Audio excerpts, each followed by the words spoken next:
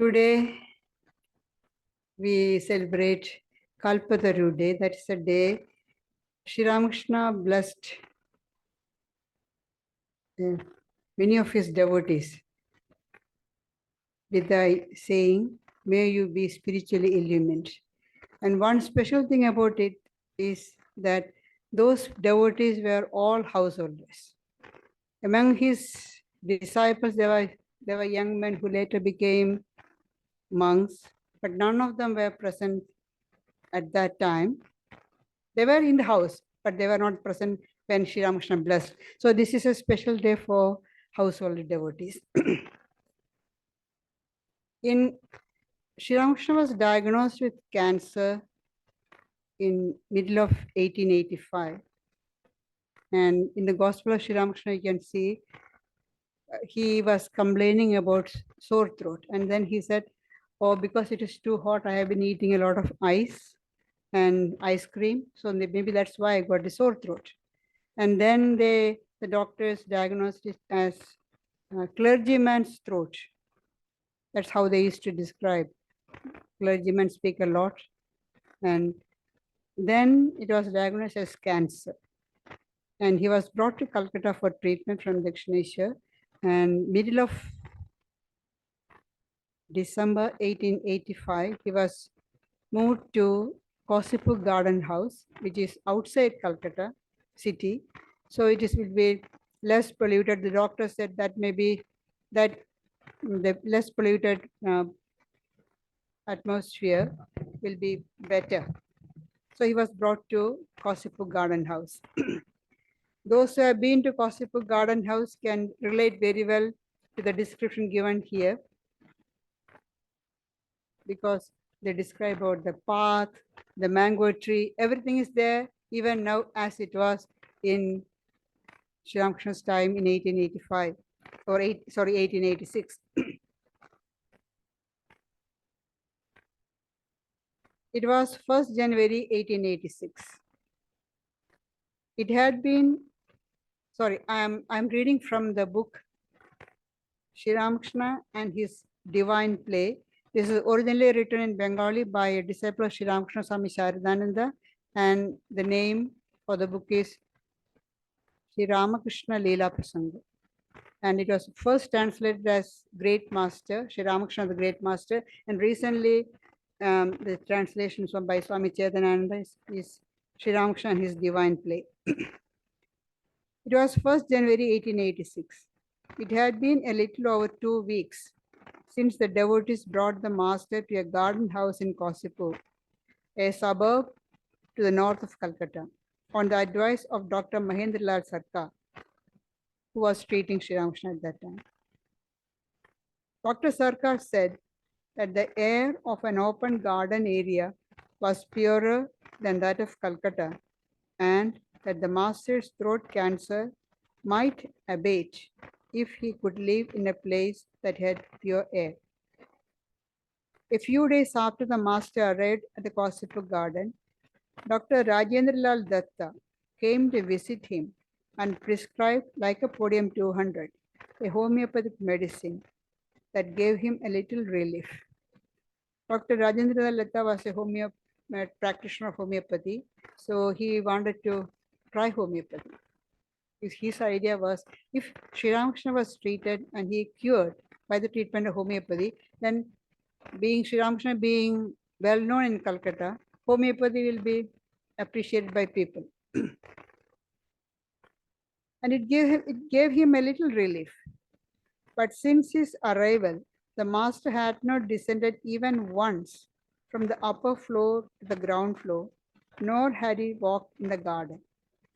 But on that first day of January, he felt much better, and in the afternoon expressed a desire to take a walk.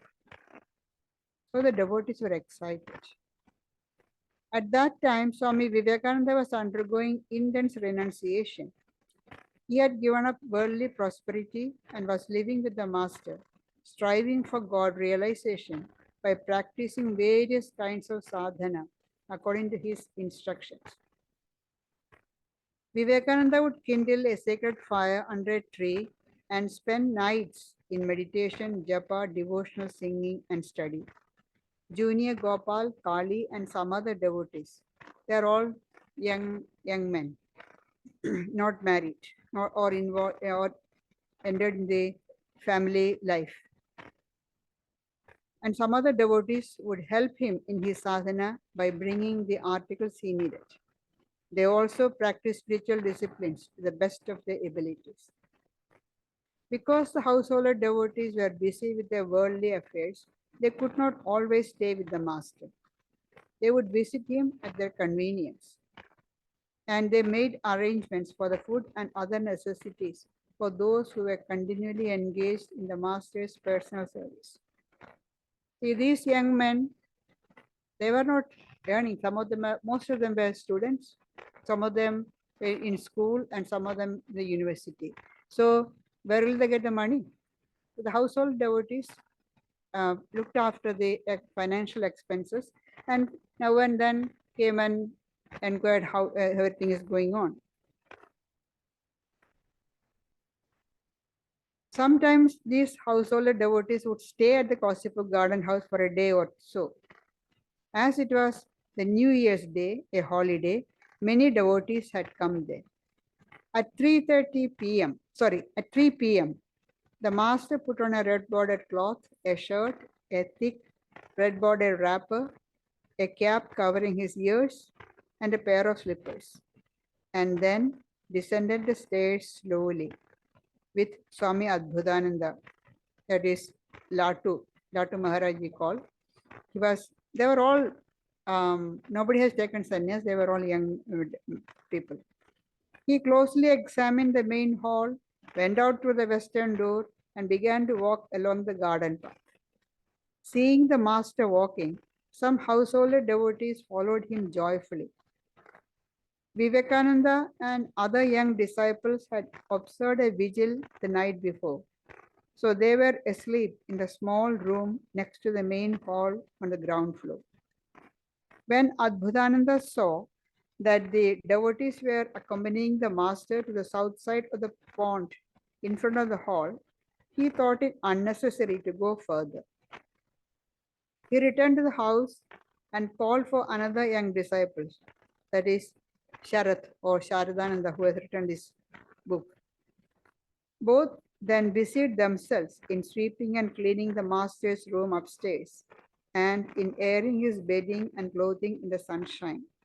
Because he hadn't gone out, they could not give a thorough cleaning for the last 2 weeks. So this is a good opportunity. He's in the garden. And so they did that. Among the householder devotees, Girish had the most intense love for God. Girish Chandra Ghosh. Once the master highly praised his overwhelming faith and told the other devotees, Girish has 125% faith. Hereafter, people will be amazed by seeing his transformation. Girish was addicted to all the vices you can think of. And he was well known as he was a good actor, a dramatist, a writer. At the same time, all the vices he had. He was drunkard, addicted to drinking, and all the other things. So that's why he's saying, Sri Ramakrishna saying, people will be amazed seeing his transformation. Girish himself says, I was a sinner, now I have become so humble. He didn't say claim himself a saint, but he said how humble I have become after the touch of Sri Ramakrishna. Hereafter, people will be amazed by seeing his transformation. Driven by faith and devotion, Girish looked upon the master veritably as God, who had graciously become incarnate to release human beings from bondage. It was his firm belief that Sri Ramakrishna is God taken a human form. Although the master had forbidden him to do so, he publicly expressed his belief to all. Whoever would listen to him, Girish would tell everybody, Sri Ramakrishna is God taken a human form. On that day, Girish was present in the garden, talking to Ram and other devotees under a mango tree. The master, accompanied by the devotees, walked along the broad garden path and then slowly moved towards the gate. When he was halfway along the path, he noticed Ram and Girish sitting in the shade of the mango tree. Addressing Girish, the master said, Girish, what have you found in me that makes you say all these things? That is, I am an avatar and so on, to everyone, wherever you go. Girish's faith remained unshaken, although he had been asked this question so abruptly. Hurriedly he got up, went to the path, and knelt down at the feet of the master. Saluting him with both folded hands, Girish responded in a voice choking with emotion. What more can I say of him? Even the sages Vyasa and Valmiki could find no words to measure his glory. You know, Vyasa wrote the Mahabharata, Bhagavata, and all the Puranas, and Valmiki wrote Ramayana. So Ramayana depicts the life of Rama, the incarnation of God, and Mahabharata, Bhagavata all describes the life of Sri Krishna, another incarnation. So Girish's, what does Girish mean by this? Vyasa and Valmiki could not describe his glory. What can I say of him? That means you are God. The same idea. As the master listened to those wonderful words of faith, the hairs on his body stood on end. His mind ascended to a higher plane, and he went into samadhi. Seeing the master's face radiant with divine ecstasy, Girish joyfully shouted, Jai Ramakrishna, Jai Ramakrishna, victory to Ramakrishna, and took the dust of his feet again and again. Meanwhile, the master came down to a semi-ecstatic state, looked at the assembled devotees with a smile, and said, What more need I tell you? May you all be illumined. May you all be illumined. When they heard that benediction, the devotees were possessed with an overwhelming fervor, and they cried repeatedly, Jai Ramakrishna. Then some bowed down to him, some showered him with flowers, some touched his feet. As soon as the first person stood up after touching his feet, the master, still in that semi-ecstatic state, touched the devotee's chest and passing his hand upward, said, Be illumined. When the second person bowed down and stood up, he did the same thing, and so did to the third and the fourth.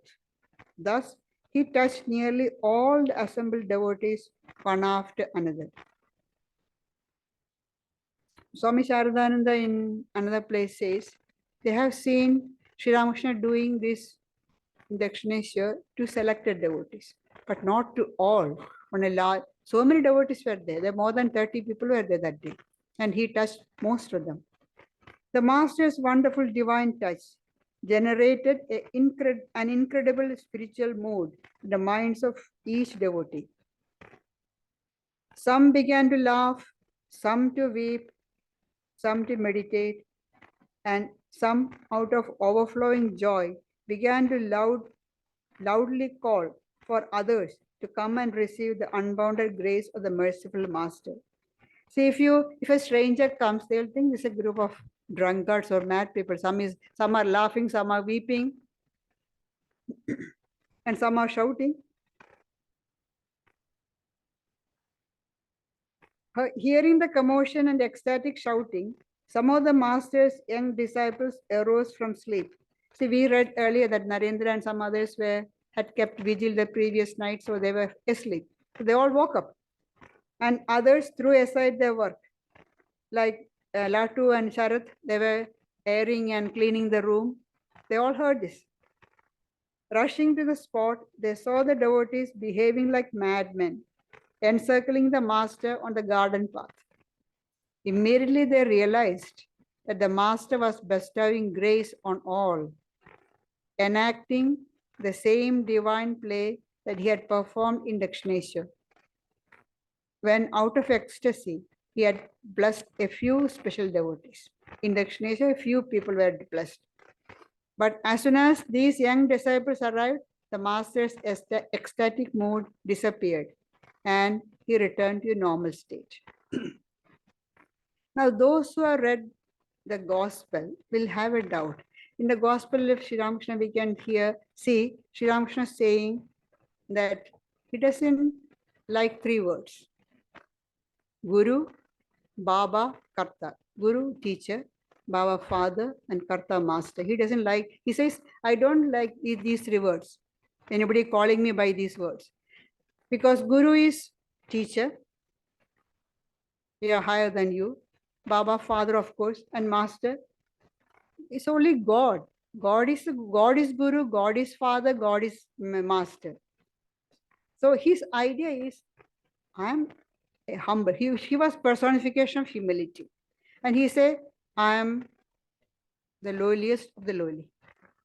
So, and sometimes he will say, when you can see when Brahma devotees came with Keshav Chandra Sen, they were praising Keshav God, this and that. Then Keshav asked, then what are you? Sri Ramakrishna said, I am the dust of your feet. So he was humility personified. Then how can he say, be illumined and give these people, everybody spiritual illumination?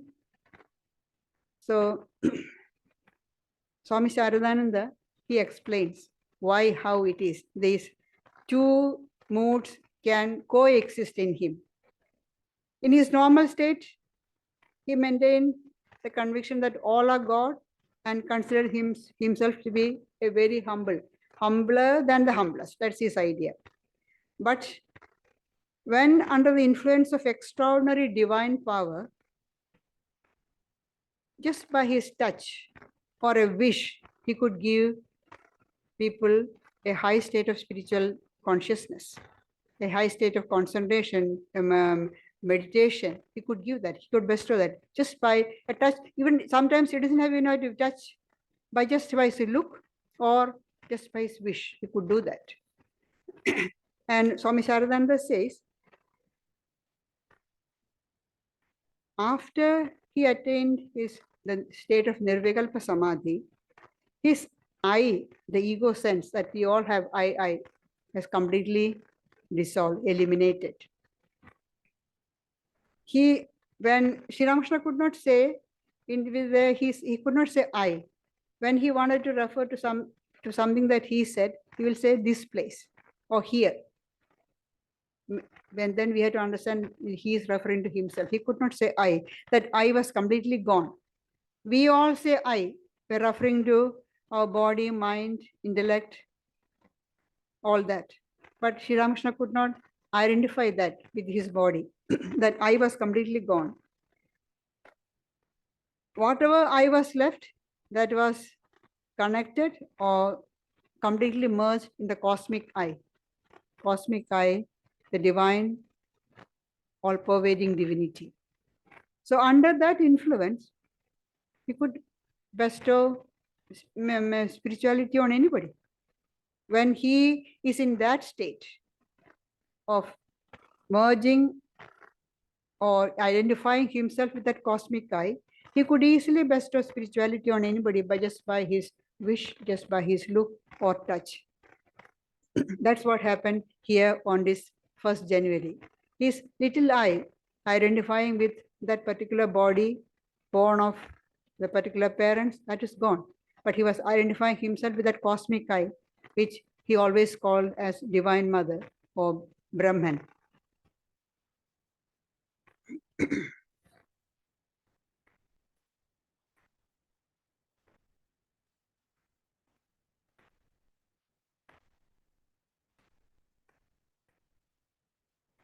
Ramchandra and some devotees have said that on that day, the master became Kalpatharu, the wish-fulfilling tree. Ramchandra Datta is one of the prominent householder devotees. And some of the other devotees used to say that Sri Ramakrishna became Kalpatharu, the wish-fulfilling tree. but we think it is more reasonable to describe this event as a manifestation of the Master's fearless divine nature, or to say that he revealed himself on that day, granting fearlessness to all. It is said that Kalpatharu gives people whatever they ask for, good or bad. But the Master did not do that. By this event, he let it be known clearly that he was a God-man and that he offered shelter from fear to all without discrimination. Swami Sharadananda's argument against the term Kalpatharu is that Kalpatharu, it's a mythical tree. We say there is a tree like that where nobody knows. And under that Kalpatharu, that mythical tree, whoever asks for whatever, you will be granted. It will be granted to you. But the tree does not discriminate whether it is good for you or not. So there's a story which many of you have heard it. A traveler, after walking, in the olden days, the people walked, tired, rested under a tree, lying down. So tired, hungry. It is so nice if I get some food. Immediately, so many different items, the food came. So he didn't bother to think from where did the food come. He had it, his heart content. Now I'm full. If I get a soft bed, I can have a nice rest. Immediately bed came. After walking, of course, your legs will be aching. If somebody press my legs, how nice it will be. Immediately, a person sat near his feet and started pressing the legs. Everything, whatever he wished for, immediately happened. Suddenly, a thought crossed his mind. What if a tiger comes? Immediately, a tiger came and ate him up. Finish. He didn't know that he was sitting under a wish fulfilling in Kalpatharu. So whatever you ask for, whatever you wish for, it grants. It doesn't discriminate whether it is good or bad. But Swami Sharadananda is saying, Sri Ramakrishna is not like that. He is not granting everything. Often we say, oh, we have been praying to Sri Ramakrishna for so long, but nothing has happened. So you have to understand that was not for your good. That's why he is not granting. If it is for your good, then he'll grant. If it is not for your good, he won't grant. He is not a Kalpatharu that grant everything, good or bad, no. But the name Kalpatharu stuck.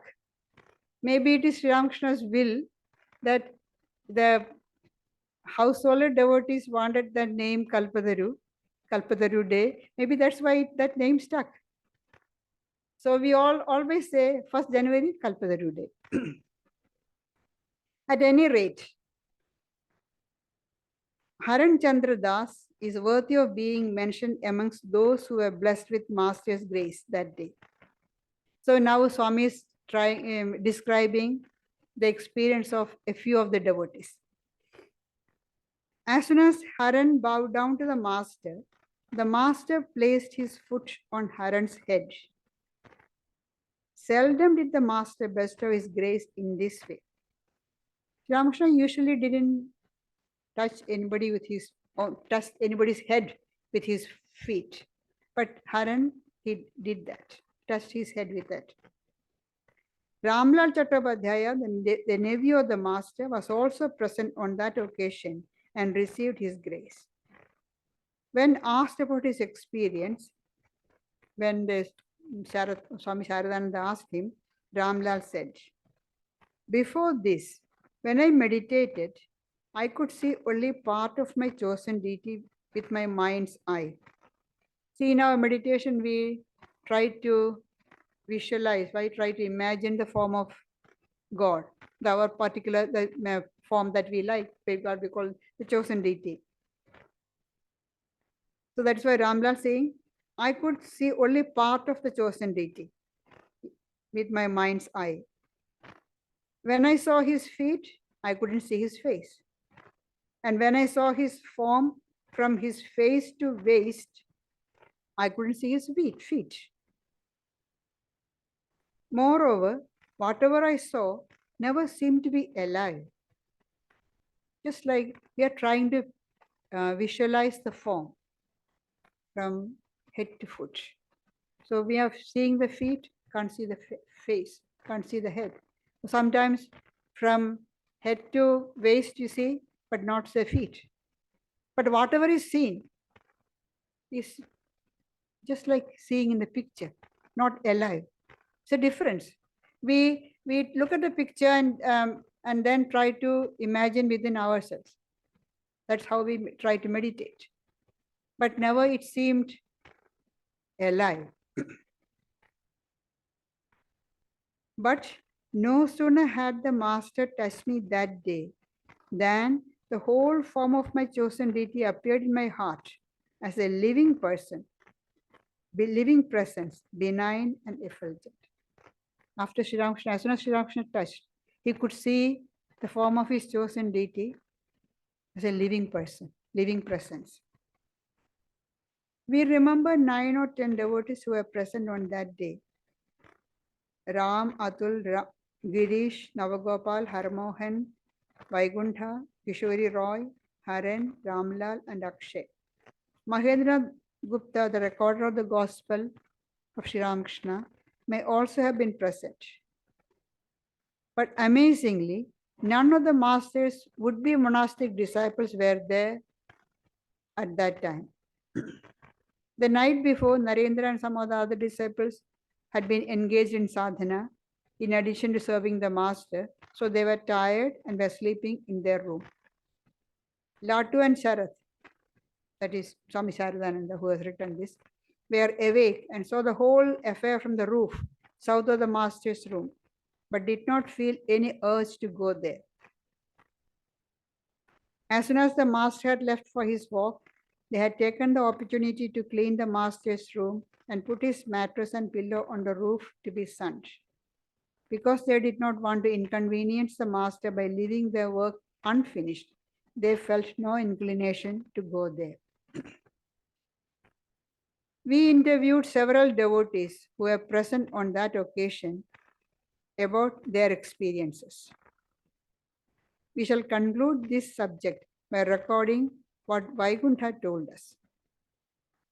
Actually, Vaikuntha Sanyal is a close friend of Sharath or Swami Sharadananda.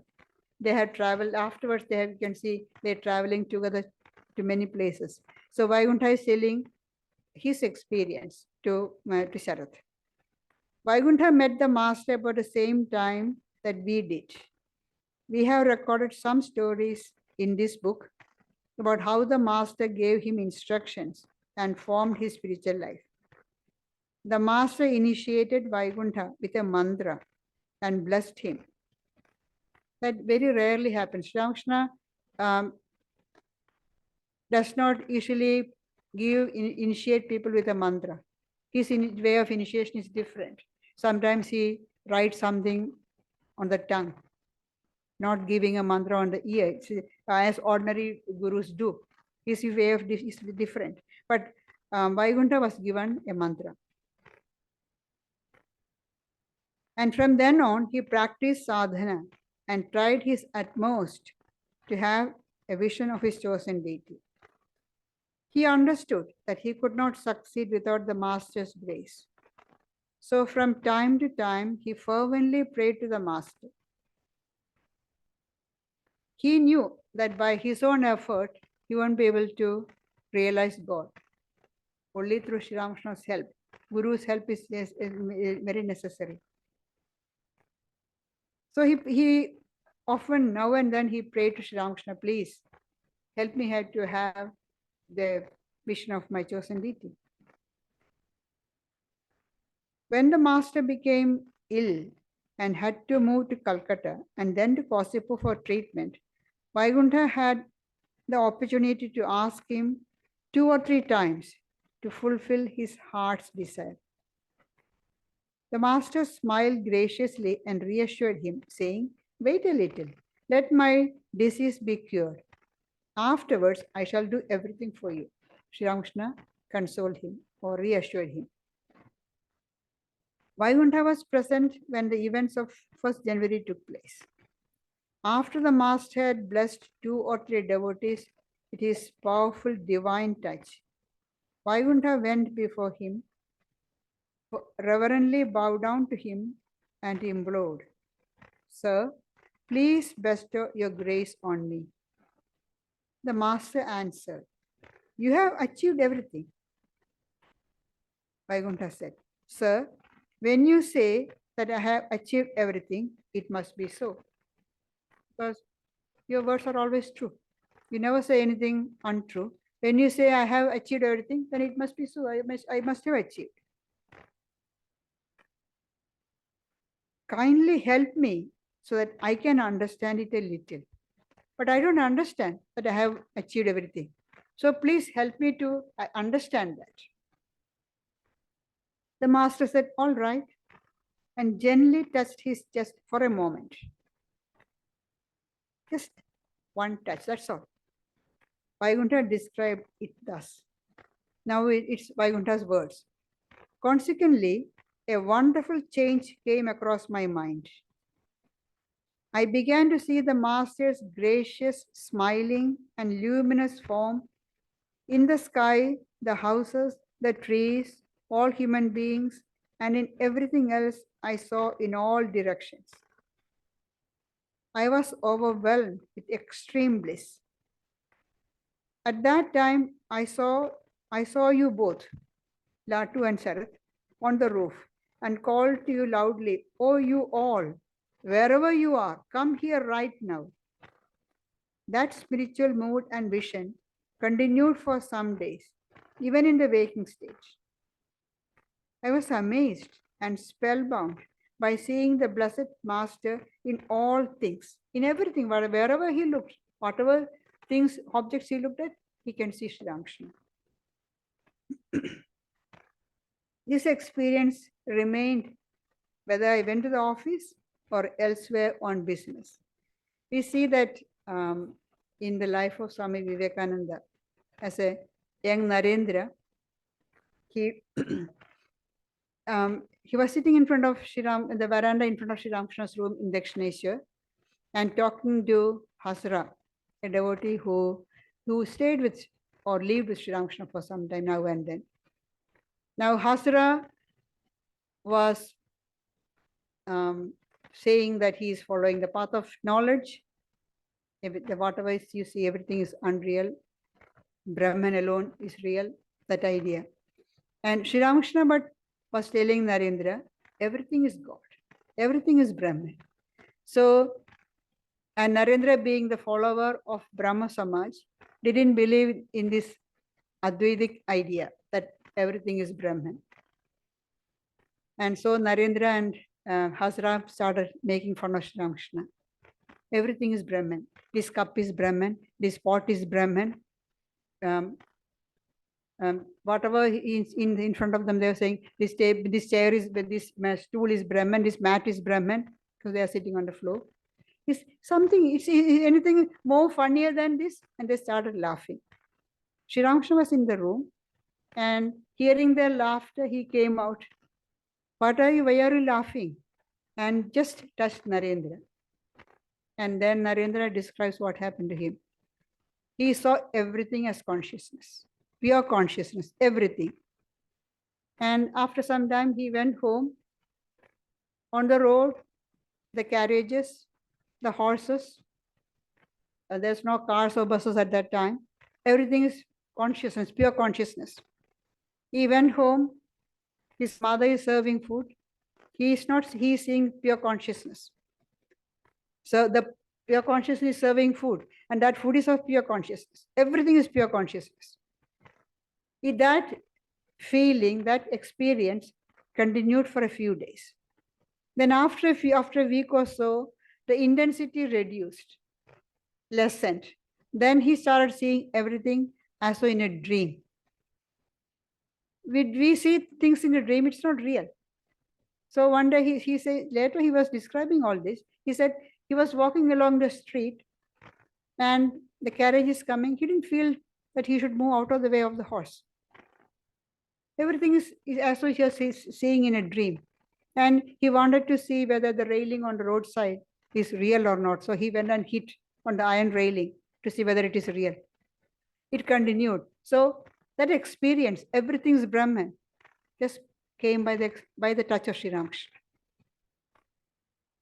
Earlier, years before, the proprietor, Madhur Babu, he wanted to have experience. Sri Ramakrishna is going into ecstasy all the time. Madhur Babu saw that and he wanted to have an experience of ecstasy. So he told again and again, Sri Ramakrishna, please let me have a taste of this ecstasy. Sri Ramakrishna said, you don't have to. You are serving me. That's enough. That's enough. You're more than enough. You don't have to go for his ecstasy and all those things. But he persisted. Then one day, just by the will of Sri Ramakrishna, he didn't even touch or anything. Madhur Babu had that experience. And he started laughing, weeping, and he could not attend to his duties, estate, his business. No, it started going, he could not attend to it properly.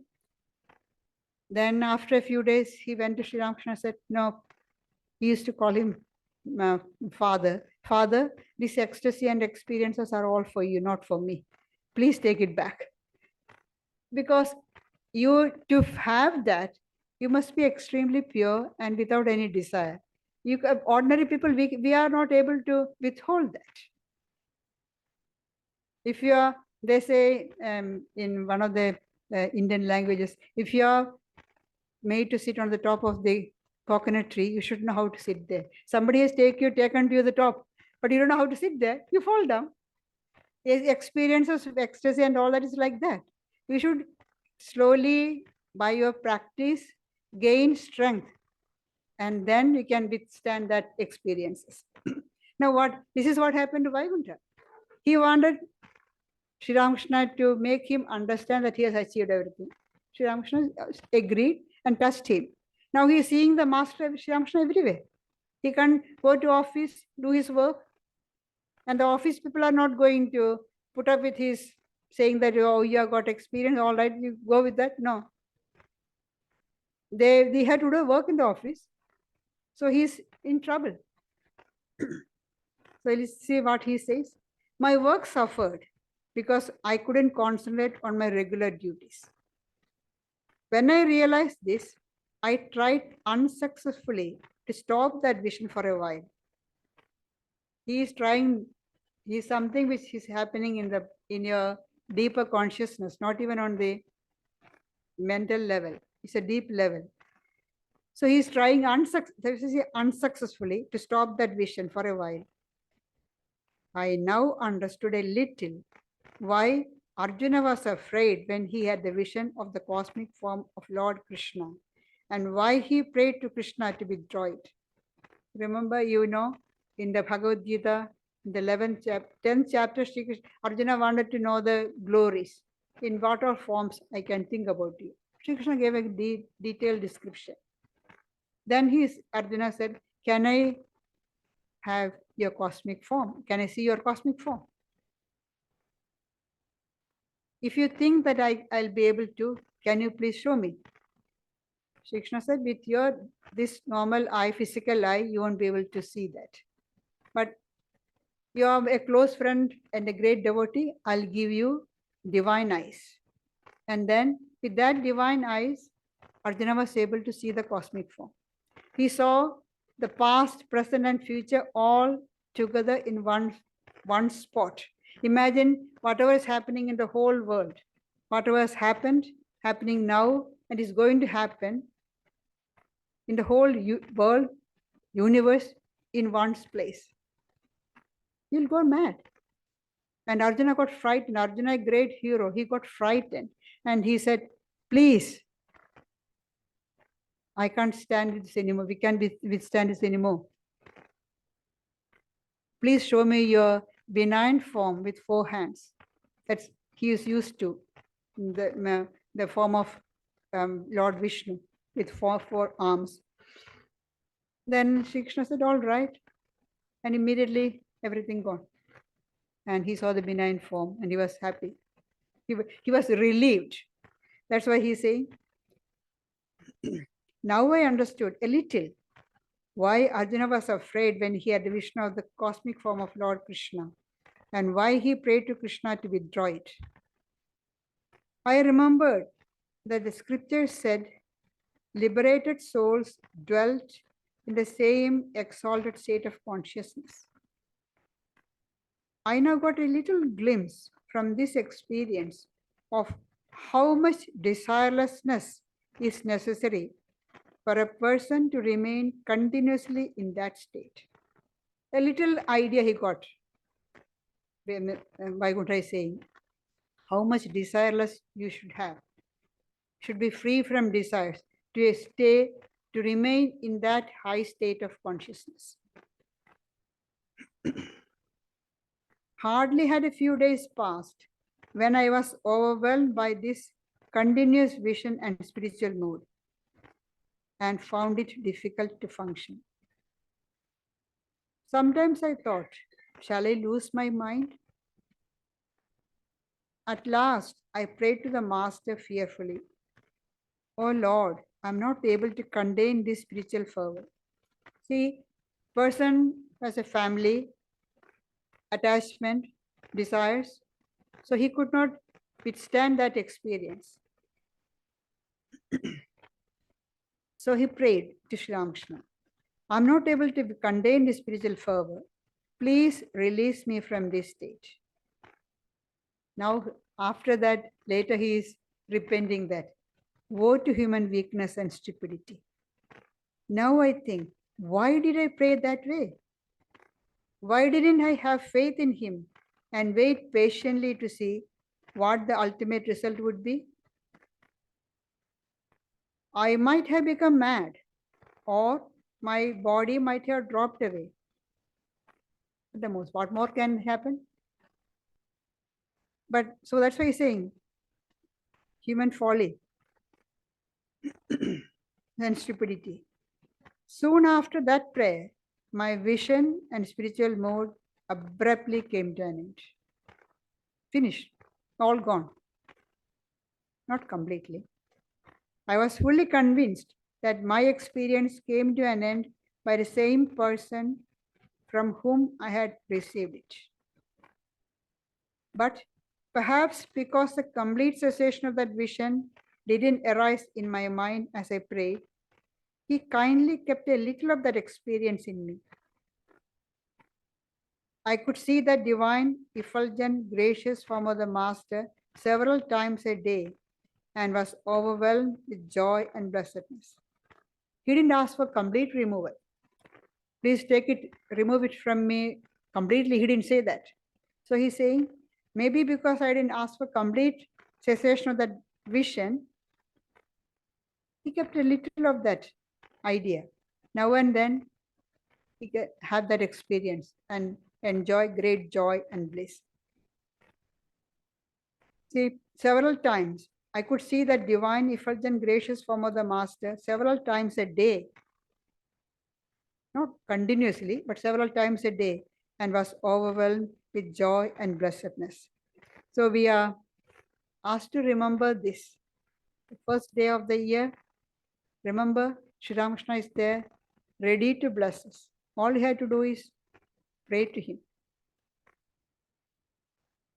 But remember one thing, he is not like the Kalpatharu. Though we are saying Kalpatharu celebration, he is not like the Kalpatharu, which fulfilling the desire of whatever good or bad. No, he will fulfill only the good desires, desires which are good for us, for our benefit, for our spiritual progress. So pray to Sri Ramakrishna, he will bless us with our more devotion, faith, so that we can progress on the spiritual path.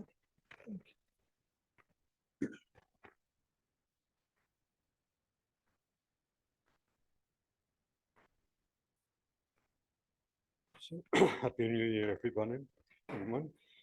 We don't know how the year will pan out. There's a lot of troubles in the world, as we know. let's see how humanity gets by this year. Let's hope there's some improvement in so many things. This Wednesday, we have the Holy Mother's birthday. It's the actual birthday on Wednesday. And you're welcome to attend in the evening to the Sharada Tapovan Nunnery. There's a very simple program. There'll be the Arati songs, silent meditation, and then Gayatriprana will do a reading. And just like tonight, you're invited to bring some sweets or savories to share. So just see us afterwards if you like to know where, if you haven't been to the nun's place before, we can give you the address. You're welcome to join us there.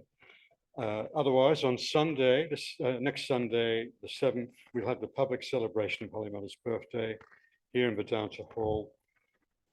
We'll come anytime after 10:30. The main part of the function will start at 11. And there'll be talks by Dr. Vanita Sundrakaryan and by Gayatriprana, and it will conclude with lunch. Also, from Tuesday, the 9th evening to Thursday, the 18th afternoon, we're having a retreat at Dharma. That's our retreat place at Robertson. It's 100 acres. Gayatriprana will be leading that retreat. You're welcome to come for the day or come for a few nights or come for the whole time. If you'd like to know more about that, just see us afterwards. Also, for those of you who know, Pravrajika Amala Pranaji very sadly has passed away recently, the General Secretary of the Sri Sharada Math. So again, at the nunnery on Friday morning, there'll be some prayers in her memory. So with that, we now invite you to stay back and get a share of the sweets and savours. And thanks for coming tonight.